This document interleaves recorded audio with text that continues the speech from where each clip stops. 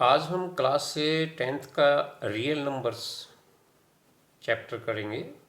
और इस चैप्टर करने से पहले हम ये देखेंगे कि क्लास 9th में हमने इस नंबर सिस्टम से संबंधित क्या क्या चीज़ें पढ़ी हैं। ये चैप्टर क्लास 9th में नंबर सिस्टम के नाम से था, जिसमें हमने निम्नलिखित पढ़ाई की थी। हमने वहाँ देखा था कि नेचुरल नंबर्स किन्हें कहते हैं। नेचुरल नंबर्स को काउंटिंग नंबर्स भी कहते हैं। जैसे हम किसी बच्चे को शुरुआत में पढ़ाते हैं 1 2 3 4, हम कभी उसको जीरो नहीं बताते। तो ये काउंटिंग नंबर्स डिनोट किए जाते हैं नेचुरल नंबर से, एन से, कैपिटल एन से इसको डिनोट किया जाता है। उसके बाद आता है होल नंबर्स। होल नंबर्स क्या होते हैं कि जब नेचुरल नंबर्स में जीरो और मिला दिया जाए, मतलब 0 1 2 3 4 5, ये सारे होल नंबर्स होते हैं। इनको कैपिटल एम से डिनोट किया जाता है। उसके बाद आता है इंटीजर्स। इंटीजर्स जैसे 0 1 2 3 4 5 6 टू द इन्फिनिटी, ये होल नंबर हो गई। फिर वो नेगेटिव नंबर्स के बारे में क्या जिक्र करते हैं। तो जितने भी negative numbers and zero and positive numbers, इन सब को जैसे -4 -3 -2 -1 0 1 2 3 4, इन सब को हम इंटीजर्स कहते हैं। इंटीजर्स का एक ध्यान रहे कि ये कैपिटल जेड से इसको डिनोट किया जाता है, इसको आई से डिनोट नहीं किया जाता, ध्यान रखना चाहिए। जेड का मतलब है कि Z is a German word which is जेहलेन, और जर्मन लैंग्वेज में इसका मीनिंग होता है टू काउंट। इसमें नेगेटिव होल नंबर्स, या होल नंबर नहीं बोलेंगे उसको, नेगेटिव नंबर्स और जीरो और पॉजिटिव नंबर्स सारे आते हैं। उसके बाद आता है रैशनल नंबर्स। रैशनल नंबर्स को कैपिटल आर से नहीं डिनोट करते, रैशनल नंबर्स को कैपिटल क्यू से डिनोट करते हैं। जब कभी हम रैशनल नंबर्स की प्रॉपर्टी पढ़ते हैं तो उस टाइम हम जरूर उसको स्मॉल एन से रिप्लाई कर देते हैं। जैसे अगर हम ये कहें कि रैशनल नंबर्स में रैशनल नंबर जोड़ा जाएगा तो उसका जो नंबर आएगा वो रैशनल होगा या इरेशनल होगा। इस प्रकार से रैशनल नंबर्स को स्मॉल एन से जब उनको डिस्क्राइब किया जाता है या उनकी प्रॉपर्टी के बारे में बताया जाता है, तब उसको स्मॉल एल से। बाकी रैशनल नंबर्स को क्यू से किया जाता है। क्यू का मतलब यहाँ क्वेश्चन। ये हमें ध्यान रहना चाहिए कि इसको कैपिटल आर से नहीं डिनोट किया जाता, क्योंकि कैपिटल आर से हम रियल नंबर को करते हैं। रियल नंबर में सारे ही नंबर आ जाते हैं, rational numbers and irrational numbers. तो रैशनल नंबर्स वो होते हैं जो p/q के फॉर्म में रिप्रेजेंट किए जा सकते हैं, where q is not equal to 0, p and q are the integers. तो ये यहाँ पे p एंड q इंटीजर्स, ये नेगेटिव भी नंबर हो सकते हैं, पॉजिटिव भी नंबर हो सकते हैं, ध्यान रखिए इस बात का। उसके बाद आता है इरेशनल नंबर्स। इरेशनल नंबर्स को जब कभी उनकी इरेशनल नंबर की प्रॉपर्टी को हम स्टडी करते हैं तो उसमें इसको स्मॉल नंबर से डिनोट किया जाता है। तो उसके बाद हमने क्लास 9th में नंबर लाइन की भी पढ़ाई की थी। Rational numbers and irrational numbers को वो नंबर होते हैं जो कोई भी नंबर जो नंबर लाइन पर लोकेट किया जाता है, उनको रैशनल नंबर्स कहते हैं। और इन रैशनल नंबर्स में rational numbers, in real number में रैशनल नंबर और इरेशनल नंबर सारे आते हैं। और इरेशनल नंबर, इसलिए इस नंबर लाइन को truly speaking real number line भी कहते हैं। रैशनल नंबर्स के अलावा रियल नंबर लाइन पे क्या क्या दर्शाए जा सकते हैं? नेचुरल नंबर दर्शाए जा सकते हैं, होल नंबर दर्शाए जा सकते हैं, और इंटीजर्स दर्शाए जा सकते हैं, और रैशनल नंबर्स। अब थोड़ा सा अब आपको ये ध्यान होगा कि ये नंबर लाइन पर, ये एक नंबर लाइन है जिसके मध्य में जीरो होती है, राइट साइड में इसके पॉजिटिव इंटीजर्स, पॉजिटिव नंबर्स होते हैं, और लेफ्ट साइड में इसको नेगेटिव नंबर होते हैं। तो जैसे अगर हमने नेचुरल नंबर करने हैं तो 1 2 3 4 5 6 7 एंड सो ऑन, इसको हम टू द इन्फिनिटी इसको कर सकते हैं। उसके बाद आएगा कि जैसे नेगेटिव इंटीजर्स को शो करना है नंबर लाइन के ऊपर, तो -1 -2 -3 -4 एंड -5 एंड सो ऑन, ये ऐसे कर सकते हैं। तो उसके बाद जो रैशनल नंबर्स हैं विच आर फ्रैक्शंस, p/q के फॉर्म में होते हैं। जैसे मान लो 0.5 है, 1/2 है, ये p/q के फॉर्म में, ये p है और ये q है। यहाँ पे देखिए कि q is not equal to 0, क्योंकि ये 2 के बराबर है। तो इनको भी इस नंबर लाइन पर दर्शाया जा सकता है। फिर अगर हम देखें कि इरेशनल नंबर्स हैं, जैसे इरेशनल नंबर है √2, √3, इनको भी इस नंबर लाइन पर लोकेट करना हमने क्लास 9th में सीख लिया था। कैसे? जैसे उसको मान लो कि ये नंबर लाइन है, तो इसके ये 0 है, यहाँ से लेके 1 तक एक यूनिट लिया और इसका परपेंडिकुलर किया और इसको किया, तो ये 1 स्क्वायर, ये 1 स्क्वायर, ये पाइथागोरस थ्योरम से, और ये चीज़ जो थी वो √2 हो गई। फिर हमने यहाँ से लेके यहाँ का चाप खोला और जो जितनी दूरी आई तो ये पॉइंट लोकेट हो गया √2 का। तो कुल मिला के हमने इरेशनल नंबर्स को वहाँ पर लोकेट करना सीखा था। अब वैसे देखा जाए कि real numbers, what are the real numbers, अगर थोड़ा सा हम रिवीजन करें क्लास 9th का, तो रियल नंबर्स में natural numbers, whole numbers, integers, rational numbers, ये आते हैं रैशनल नंबर्स में।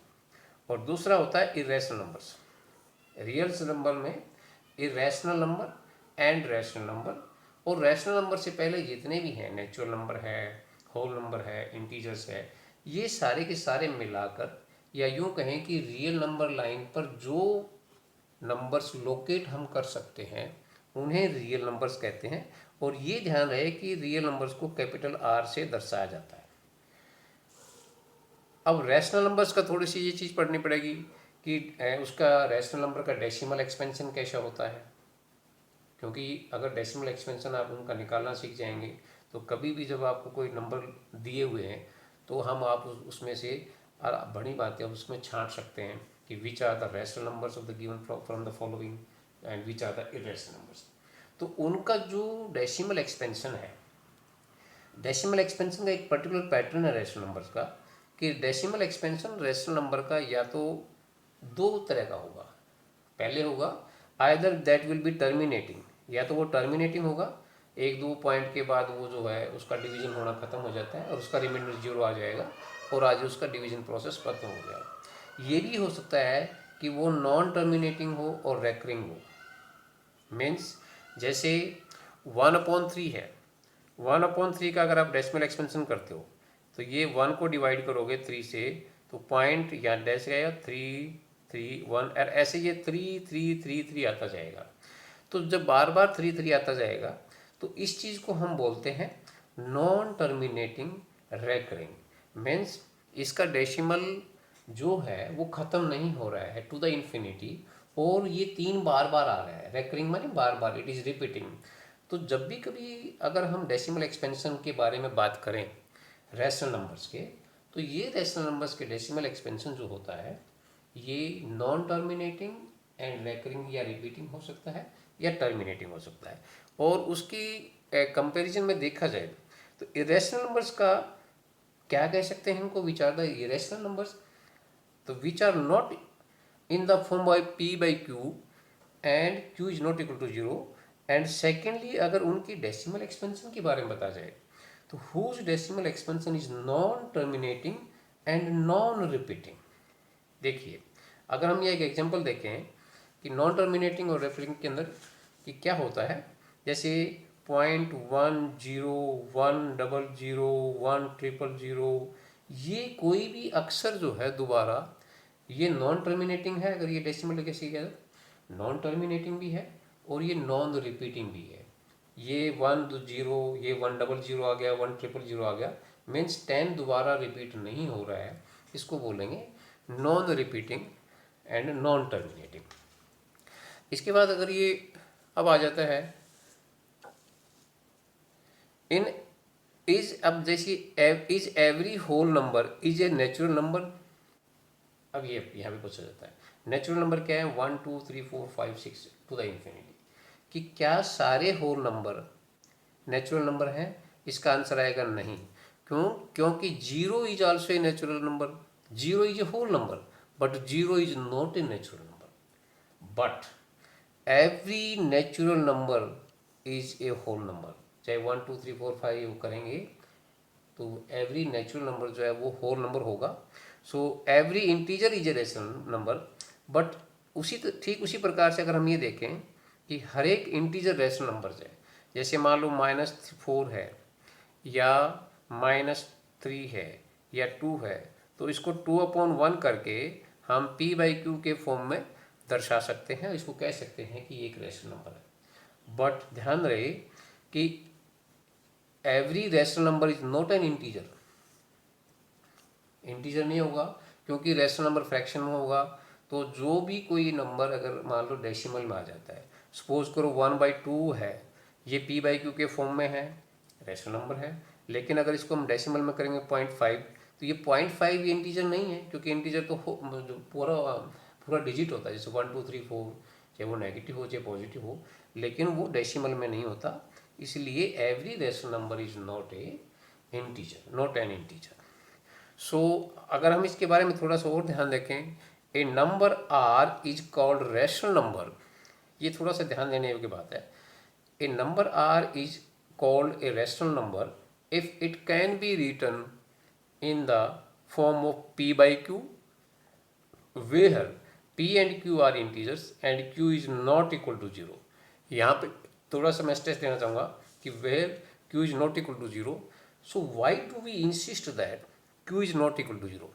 ये यहाँ पे आपको बहुत समझने की चीज़ है कि q अगर मान लो सपोज करो कि कोई भी फॉर्म p/q के फॉर्म में है, कोई भी सपोज करो 3/4, here this is q, this is not equal to 0।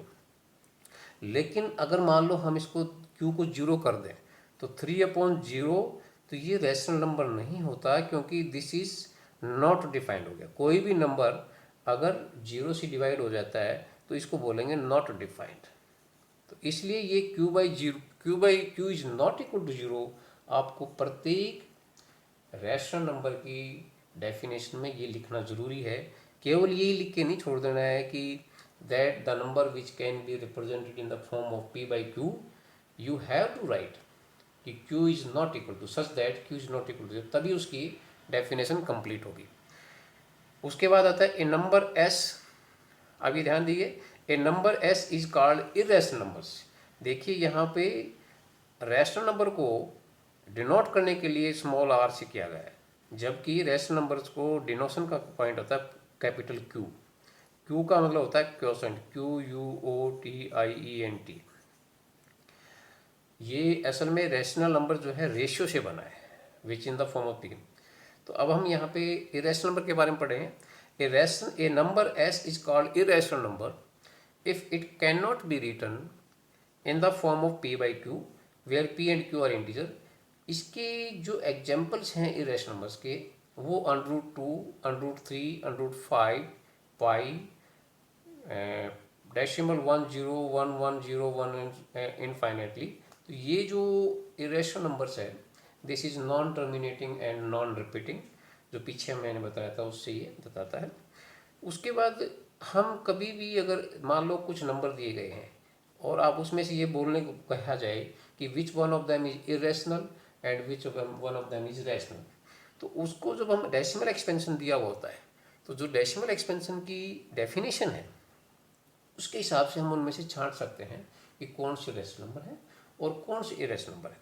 Decimal expansion of an irrational number is non terminating and non repeating decimal expansion, that is √2 is equal to 1.4142 and so on. यहाँ देखिए ये non terminating है, इसका decimal जो है ख़त्म नहीं हो रहा है, ये बार बार डिवाइड करोगे तो वो रिमाइंडर बचेगा। और ये कोई भी चीज़ जैसे 41 है, 42 है, ये आगे कोई भी चीज़ रिपीट नहीं हो रही, तो ये नॉन रिपीटिंग है और नॉन टर्मिनेटिंग है। जब किसी भी नंबर का डेसिमल एक्सपेंशन इस रूप में हो तो वो इरेशनल नंबर होता है।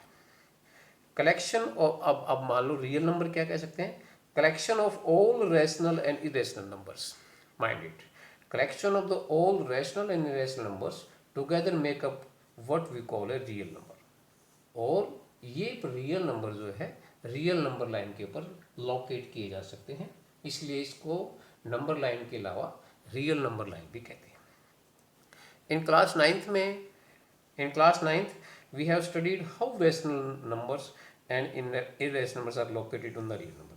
क्लास 9th के अंदर हमने इस नंबर सिस्टम में ये भी पढ़ा था कि कैसे रैशनल नंबर्स और इरेशनल नंबर्स को नंबर लाइन पर शो किया जा सकता है, हाउ कैन वी लोकेट दम। On looking at the pattern of decimal expansion, rational numbers and irrational numbers we could know whether a given number is rational number और an irrational numbers. ये हमें clear होना चाहिए कि जो rational number है उसका दो ही डेसिमल एक्सपेंशन हो सकता है, या तो टर्मिनेटिंग होगा या फिर नॉन टर्मिनेटिंग रिपीटिंग। जबकि डेसिमल एक्सपेंशन इरेशनल नंबर का non terminating and non repeating होगा। अब जैसे ये क्वेश्चन अगर हम एग्जांपल लें तो इससे ये क्लासीफाई हो जाएगा, ये थोड़ा सा क्लियरिटी आ जाएगी हमारे कि कैसे हम इसको रैशनल नंबर्स और इरेशनल नंबर्स करेंगे। Classify following numbers as rational and irrational. जैसे √23 देखें, ये इरेशनल है क्योंकि इसका जो डेसिमल एक्सपेंशन करेंगे तो इसका डेसिमल एक्सपेंशन आएगा non terminating and non repeating.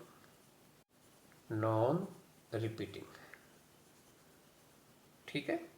अब जैसे √225 है, ये ध्यान रखें ये भी अंडर के अंदर है, ये भी अंडर के अंदर है, लेकिन अगर अंडर के नीचे उसका कोई होल नंबर बन जाता है, ये अंडर हट जाता है। जैसे √225 ये रैशनल नंबर है क्योंकि √225 जो है 15 का अंडर करने के बाद इसका आंसर 15 आ गया, और 15 एक रैशनल नंबर है क्योंकि 15 को 15/1 से p/q के फॉर्म में दर्शाया जा सकता है, और इसका अंडर हट गया और इसका अंडर स्क्वायर रूट निकालने से 15 आंसर आ गया, इसलिए ये रैशनल नंबर है। Because 15 can be written in the form of 15/1 which is the form of p/q and where q is not equal to 0, या q 1 के बराबर लिखा जा सकता है।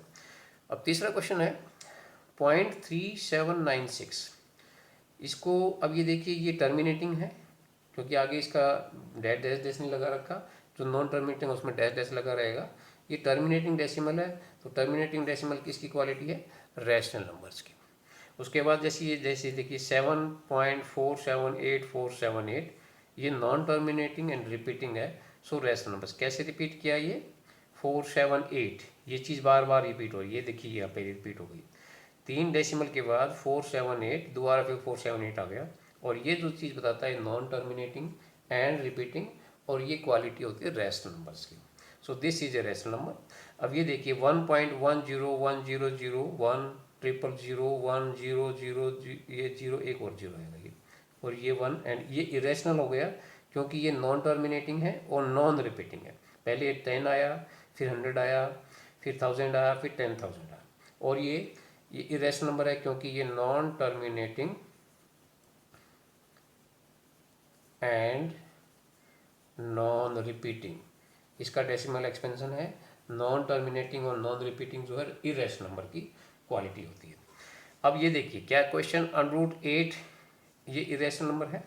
यस, क्योंकि √8 का क्यों है, पूरा स्क्वायर रूट नहीं हो सकता माइंड, क्योंकि अगर हम इसको काटेंगे भी, मान लो इसको ये लिख सकते हैं कि √8 को 4 × 2 लिख सकते हैं, और ये आ गया 2 बाहर आ गया, तो 2 √2, तो ये रैशनल नंबर है, ये इरेशनल नंबर है।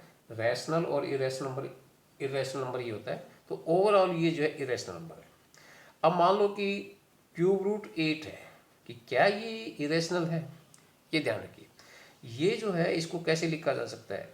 2⁻³ का होल पावर 1/3, क्योंकि ये रेडिकल साइन है। इसको क्या बोलते हैं? इसको रेडिकल साइन बोलते हैं। जब यहाँ 3 हो तो इसका मतलब जो अंदर की पावर है 1/3 है। इसका क्या मतलब होगा कि 8 1/3 है, तो 8 को 2√3 लिख सकते हैं। यहाँ 3 से 3 कट गया, 2 आ गया। 2 एक रैशनल नंबर है, so it can be written as 2/1 in the form of p/q where q is not equal to 0। तो ये ध्यान रखिए कि √8 is not an irrational number, it is a rational number. ये यहाँ पे इसका एक्सप्लेनेशन दिया जाता है। So by above example, we conclude that when the decimal expansion of any given number either, या तो उसका decimal expansion either it is terminating और it is non terminating repeating, इन दोनों ही कंडीशन के अंदर ये नंबर रैशनल नंबर होगा, क्योंकि रैशनल नंबर के एक्सपेंशन की क्वालिटी होती है। तीसरा क्या है, उसका डेसिमल एक्सपेंशन क्या हो सकता है? Non terminating and non repeating, और ये इरेशनल नंबर होगा। इसलिए इन चीज़ों को एक्सपेंशन ध्यान रखते हुए आप इसको कर सकते हैं। In class 9th, we have also studied that how can we write a rational number in the form of p by q when its decimal expansion is given। मान लीजिए कि आपको दिया हुआ है कि 0.378, इसको ये डेसिमल एक्सपेंशन दे रखा है, इसको p बाई क्यू के फॉर्म में कैसे लिखोगे, तो इसका डेसिमल हटाकर उसके p बाई क्यू के फॉर्म में होता है। कई बार क्या होता है कि जैसे 0.33 ये है, ये भी नॉन रिपीटिंग है, ये आके नॉन टर्मिनेटिंग एंड रिपीटिंग, तो ये टेस्ट नंबर है। तो ऐसे केसेस में इसको x के बराबर रख लेते हैं और उसके बाद अगर मान लो डेसिमल के बाद 2 डिजिट है तो इसको 100 से x करके, ये आपने क्लास 9th में किया हुआ है कि how can we write the decimal expansion of a rational number in the form of p by q. So in class 9th our focus was how rational numbers can be located on number line and how irrational numbers can be located on the number line. Class 9 के अंदर इस बात पे पूरा विशेष ध्यान दिया गया था कि भाई हम इसको नंबर लाइन पर रैशनल नंबर को कैसे लोकेट कर सकते हैं, या कोई इरेशनल नंबर दिया हुआ है, मान लो कि √5 दिया हुआ है, √2 दिया हुआ है, तो इनको कि कैसे आप एक नंबर लाइन पर लोकेट करेंगे, हाउ कैन वी रैशनलाइज। उसके बाद फिर ये भी पढ़ाई की थी हमने कि how can we rationalise the denominator of a given number so that it can become easier on the number line. मान लो कि कोई इरेशनल नंबर दे रखा है, उसका डिनोमिनेटर भी इरेशनल नंबर में है, तो हम उसको रैशनलाइज किया करते थे। जैसे मान लो 1/√2 है, तो इसको डिनोमिनेटर ये है, इसका न्यूमिनेटर ये है, तो इसको रैशनलाइज करके लिखते थे। जैसे √2 को √2/√2, तो इसी से मल्टीप्लाई करेंगे तो ये क्या आ जाएगा, इसको इस रूप में भी लिख सकते हैं √2/2, तो ये रैशनल नंबर बन गया। तो इरेशनल नंबर को rational number banana by multiplication, तो उसको वो रैशनलाइजेशन कहते हैं। इसके बाद ये नंबर लाइन पर लोकेट करना आसान हो जाता है, इसलिए इसको रैशनलाइज करके फिर किया जाता है। Now in class 10th we will study about the division of the positive integers. अब क्लास 10th के अंदर ये ध्यान रहे कि पिछली बार हमने ये पता कि नंबर सिस्टम के अंदर हमने कौन कौन से नेचुरल नंबर होते हैं, कौन कौन से होल नंबर होते हैं, कौन कौन से इंटीजर्स होते हैं, कौन कौन से रैशनल नंबर्स होते हैं, कौन कौन से रैशनल नंबर्स हैं, उनको नंबर लाइन पर कैसे लोकेट किया जाता है। लेकिन वो क्लास 9th में पढ़ा था। हम 10th में क्या पढ़ेंगे कि इनको जो इंटीजर्स हैं पॉजिटिव इंटीजर, इनका डिवीजन कैसे किया जाएगा, इनकी मल्टीप्लिकेशन और डिवीजन के बारे में क्लास 10th में हम पढ़ेंगे।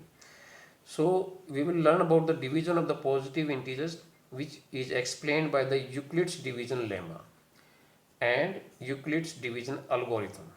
ये दो जो उसका डिवीजन प्रोसेस है उसमें एक थ्योरम आ जाती है, Euclid's division lemma and Euclid's division algorithm. We will also study the different properties of integers. उसके बाद अलग अलग प्रॉपर्टीज पढ़ेंगे। How can we find the HF of given number, ये भी पढ़ाई करेंगे कि मान लो 2 या 3 डिजिट नंबर्स दिए गए हैं और हम उसका एचएफ कैसे निकालेंगे by using the Euclid's division lemma. After that we will also study about the multiplication of the integers, जिसमें जैसे फंडामेंटल थ्योरम ऑफ अर्थमेटिक है।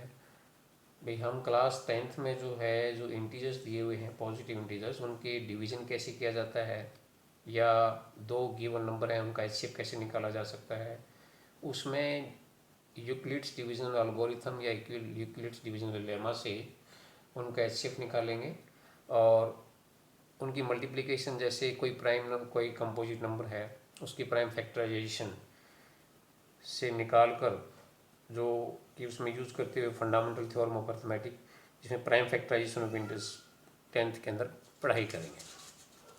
अब तक हमने ये देखा कि क्लास 9th में हमने क्या पढ़ा है और 10th में हम क्या पढ़ने जा रहे हैं। अब ये देखिए कि अब इंटीजर्स का वैसे देखा जाए तो हम यहाँ पे क्लास 10th के अंदर पॉजिटिव इंटीजर्स के बारे में पढ़ाई करेंगे। तो पॉजिटिव इंटीजर्स जैसे हम पहले इसको लिख लेते हैं 1 2 3 4 5 6 7 8 9 10, और ये हमने क्लास 100 तक काउंटिंग लिखी। तो ये सारे पॉजिटिव इंटीजर्स हैं।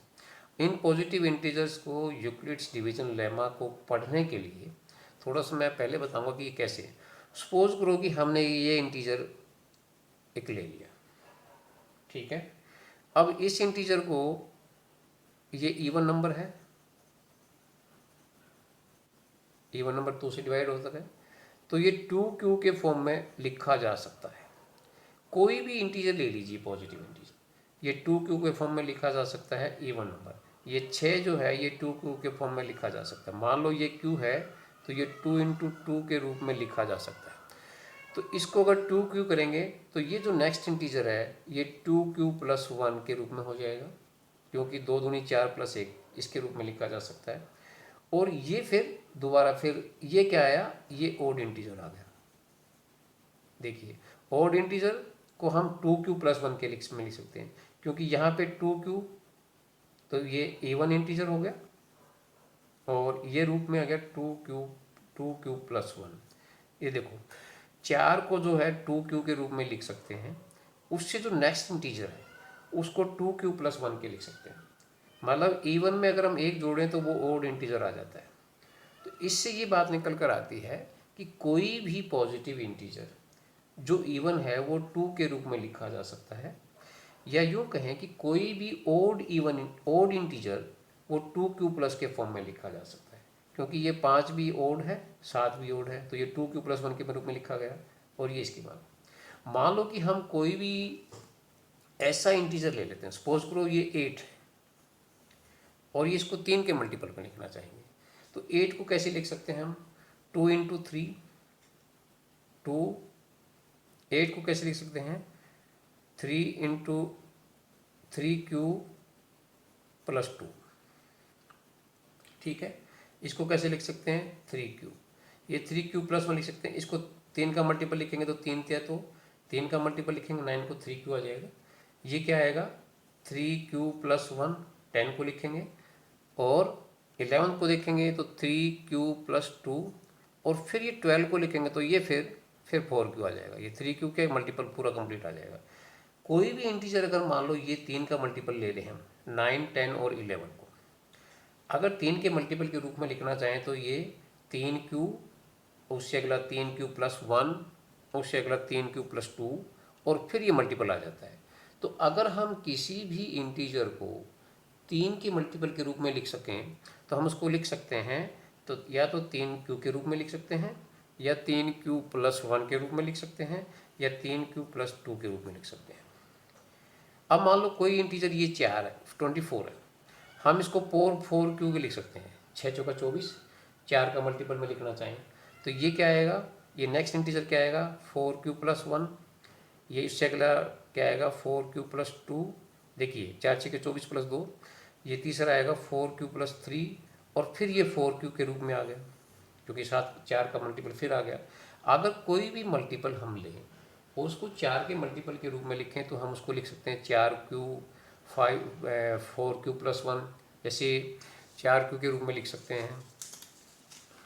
अगर 4 के मल्टीपल में लिखेंगे तो 4q या 4q प्लस 1 के रूप में लिख सकते हैं, या 4q प्लस 2, या 4q प्लस 3, और उसके बाद वो मल्टीपल 4 का आ जाएगा, तो ये इसके रूप में लिख सकते हैं। अब देखिए मान लो 5 का लेना है, सपोज करो हमने ये मल्टीपल ले लिया 5 का मल्टीपल है 11 5 55, इससे अगले वो क्या लिखेंगे, ये 5q प्लस 1, ये 5q प्लस 2, ये 5q प्लस 3, ये 5q प्लस 4, और फिर ये मल्टीपल आ गया। तो अगर कोई भी मल्टीपल 5 का मल्टीपल पे कोई भी इंटीजर अगर हम लेते हैं तो वो उसको क्या लिख सकते हैं, 5q प्लस 5q लिख सकते हैं, या 5q प्लस 1 लिख सकते हैं, या 5q प्लस 2 लिख सकते हैं, 5q प्लस 3 लिख सकते हैं, 5q प्लस 4 लिख सकते हैं। अगर हमने 5q प्लस 5 लिखा तो फिर वो मल्टीपल आ जाएगा 5 का। तो यहाँ पे ध्यान रखिए, जैसे 5 का मल्टीपल करेंगे तो ये चीज़ है, ये इस 5 से कम आता है किसी भी। अब यही इक्वलिटी डिवीजन लेमा कहता है कि किसी भी इंटीजर को, किसी भी दो इंटीजर को जिसमें एक बड़ा इंटीजर है और एक छोटा इंटीजर है, सपोज करो जैसे मान लो कि ये बड़ा इंटीजर है, ठीक है, इसको a मान लिया, इसको 36, ठीक है, और हम इसको 5 के मल्टीपल पर लिखते हैं, इसको b मान लिया 5, तो हम a36 को क्या लिख सकते हैं, 5 इंटू 7 प्लस 1। ये बड़ा इंटीजर है, ये छोटा इंटीजर है। किसी भी दो इंटीजर्स को a and b, they can be written in the form of, they can be written such that it satisfies A is equal to BQ plus R, where 0 is less than or equal to R and less than B। ये ध्यान रहे कि ये जो B है, suppose करो ये B है और ये A है, तो ये क्वोशंट आ गया। ये जो B है ये R है, तो ये R इससे या तो 0 हो सकता है, 1 हो सकता है, 2 हो सकता है, 4 हो सकता है, 5 नहीं हो सकता, ये 5 से छोटा ही रहेगा। तो this R will be lesser than B। तो ये ओवरऑल जो है यूक्लिड्स डिवीजन लेमा ये कहता है कि इसकी क्या स्टेटमेंट है, अब ये दिखाते हैं। यूक्लिड्स डिवीजन लेमा क्या कहता है, अब ये समझने के बाद आप थोड़ा ध्यान रहेगा। Euclid's division lemma states given positive integers a and b, there exist a unique integer q and r satisfying a is equal to bq plus r such that 0 is less than or equal to r and less than b। ये यहाँ पे विशेष important point ये है कि ये जो r रहेगा ये रिमाइंडर है, ये रिमाइंडर इस b से छोटा रहेगा। तो application, what are the application of the Euclid's division lemma, तो इसकी जो एप्लीकेशन है डिवीजन लेमा की, एक तो ये जैसे मान लें बताया कि डिवीजन से, कहने का मतलब ये तात्पर्य है कि भाई ये इंटीजर्स का डिवीजन के बारे में हमें कुछ बताएगा। It deals with the divisibility of the integers. दूसरा क्या, it is use to compute the HCF of the two positive integers. इस यूक्लिड्स डिवीजन लेमा की एप्लीकेशन से हम उनकी डिविजन्स करते हैं, जैसे पहले आप लॉन्ग डिवीजन मेथड करते थे, या कोई 2 इंटीजर या 3 इंटीजर दे रखा है तो हम उसको एचसीएफ निकालते हैं। और इसमें पहले हम थोड़ा यहाँ बताना चाहेंगे, what is an algorithm is a series of well defined steps gives A procedure of solving A type of problem. Algorithm का जो सिनोनिम है, दूसरा नाम क्या होता है, रेसिपी। अब ये देखिए, एल्गोरिथम और लेमा में यही डिफरेंस है कि लेमा एक थ्योरम है और एल्गोरिथम किसी भी प्रॉब्लम को सोल्व करने का स्टेप बाय स्टेप सॉल्यूशन। जैसे मान लो एक रेसिपी है कि आप चाय कैसे बनाएंगे, तो उसके वो स्टेप्स हैं, पहले आप पानी उबालेंगे, फिर जब वो उबल जाएगा उसके बाद आप उसमें पत्ती डालेंगे, फिर थोड़ा सा उबल जाएगा चीनी डालेंगे, जब वो उबल जाएगा उसमें चाय। एक रेसिपी है, किसी भी पर्टिकुलर वो स्टेप है उसका। सो यूक्लिड्स डिवीजन लेमा तो एक थ्योरम है और एल्गोरिथम होता है उस थ्योरम को प्रूव करने के लिए या किसी भी प्रॉपर्टी, किसी भी प्रॉब्लम को सोल्व करने के लिए स्टेप बाय स्टेप सॉल्यूशंस को एल्गोरिथम कहते हैं। अब Euclid's division algorithm clearly states it's also used to obtain the HCF of 2 positive integers. अब जैसे मान एल्गोरिथम ये कहता है कि जब हम किसी पॉजिटिव इंटीजर्स के जो एचसीएफ निकालेंगे उसके लिए पर्टिकुलर एक स्टेप्स हैं, उन स्टेप्स को एल्गोरिथम बोलेंगे। Apply Euclid's division lemma to C and D to obtain the HCF of the 2 positive integers say c and d, we will apply the Euclid's division lemma to c and d, so we find whole number of q and r such that c can be written in the form of dq plus r such that 0 is less than r and less than d। Step 2 में क्या करेंगे, सबसे पहले मान लो कि 2 हमने दे रखे हैं, ये 2 नंबर दे दिया, एक 36 का दे दिया, एक 4 का दे दिया, इनका हमने HCF निकालना है। तो ये बड़ी नंबर का यहाँ पे आएगा 36 can be written as q plus r, और r इस कैसे हो सकता है 0 1 2 3, 4 के बराबर नहीं होगा, 4 से छोटा रहेगा। तो इस यूक्लिड डिवीजन लेमा के रूप में इसको लिखो। दूसरा स्टेप्स क्या है, if r is equal to 0 then d is the HCF of c and d।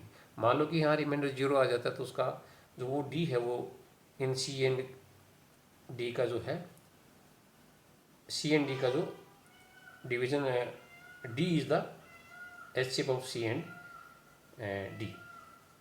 If R is not equal to 0, फिर उसके बाद आपको apply division number to the D and R, फिर आप अगले स्टेप में फिर करेंगे। Continue the process till the remainder is 0 divisor in this stage. Suppose करो मान लो जैसे आपने यहाँ पे 4 को किया, पहले हम कैसे कर देते थे उसको, 4 को अगर HCF ऐसे निकालते थे, 36 को 4 से डिवाइड कर देते थे, 4 में 36, ये 0 आ गया, यहाँ पे रिमाइंडर 0 आ गया, तो फिर ये इसका एलसीएम आ गया, 4 और 36 का जो HCF है वो 4 आ गया। मान लो कि यहाँ पे आता 38 होता, 38 का क्या है, तो 2 बच जाता, तो इसका आगे फिर इसको ये लेते फिर इसको 4 करते थे, ऐसे करते थे। तो यहाँ पे अगर मान लें रिमाइंडर 0 नहीं है तो आप इसको आगे इसी तरह यूक्लिड डिवीजन लेमा के रूप में लिख के आप आगे करेंगे। सो फंडामेंटल थ्योरम ऑफ अर्थमेटिक, अब इसके बारे में पढ़ेंगे। Fundamental theorem of arithmetic it deals with the multiplication of positive integers. जो फंडामेंटल थ्योरम ऑफ अर्थमेटिक है वो इंटीजर्स की मल्टीप्लिकेशन के बारे में बताता है। Its applications are, it is used to prove the irrationality of the irrational numbers. देखिए क्लास 9th में हमने सिर्फ एक यूँ मान लिया था कि √2, √3, √5 ये इरेशनल नंबर हैं, क्योंकि they can not be written in the form of p/q in the end their decimal expansion is non terminating and non repeating. लेकिन यहाँ इन क्लास 10th में फंडामेंटल थ्योरम ऑफ अर्थमेटिक के माध्यम से हम उनको इनकी इरेशनलिटी प्रूव करेंगे। उसके बाद क्या एप्लीकेशन है fundamental theorem of arithmetic, to explore when exactly the decimal expansion of a rational number say by क्यूबिफाइम इज डिटरमिनेटिंग। इरेशनल नंबर्स की तो हम इरेशनलिटी प्रूव करेंगे और रैशनल नंबर्स को ये देखेंगे इसकी एप्लीकेशन से कि whether their decimal expansion is terminating और नॉन टर्मिनेटिंग एंड रिपीटिंग। उनका डेसिमल एक्सपेंशन किस प्रकार का है वो इस फंडामेंटल थ्योरम ऑफ मैथमेटिक्स से हम देखेंगे। It is done by looking at the prime factorisation of the denominator q। ये q के प्राइम फैक्टराइजेशन करके हम ये पता लगा लेते हैं कि इसका डेसिमल एक्सपेंशन टर्मिनेटिंग होगा या नॉन टर्मिनेटिंग रेकरिंग होगा। The prime factorisation of q will be completely reveal the nature of decimal expansion of the p/q के फॉर्म में। जो इसका डिनोमिनेटर का प्राइम फैक्टराइजेशन करेंगे तो ये इसका पूरा ही बता देगा कि whether this number will be वो।